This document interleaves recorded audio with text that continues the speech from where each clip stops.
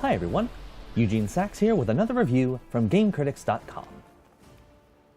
Suit up in medieval armor and mount a terrifying dragon to do battle in Century, Age of Ashes, a multiplayer dragon combat game, throwing players into arenas and turning them from fledgling dragon riders into legendary dragoneers.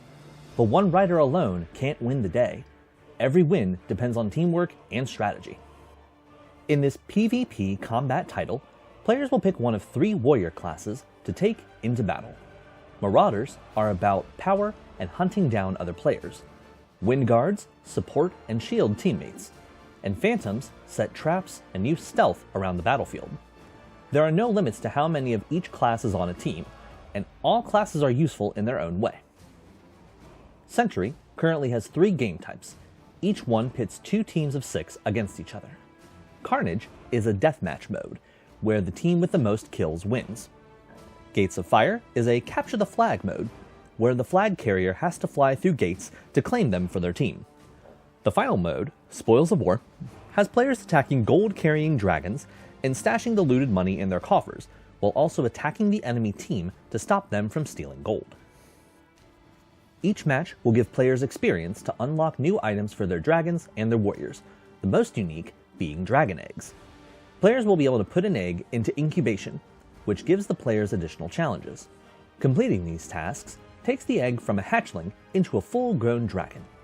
Thankfully, all the unlockable items are cosmetic only, which makes it an easy game for anyone to jump in and play without worrying about missing any game content.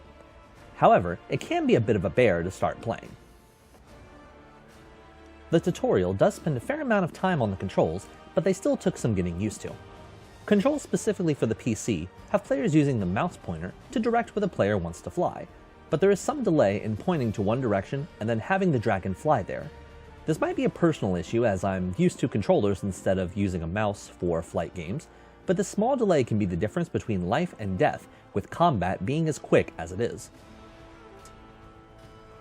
I've also found some occasional matchmaking issues that commonly plague these kinds of games.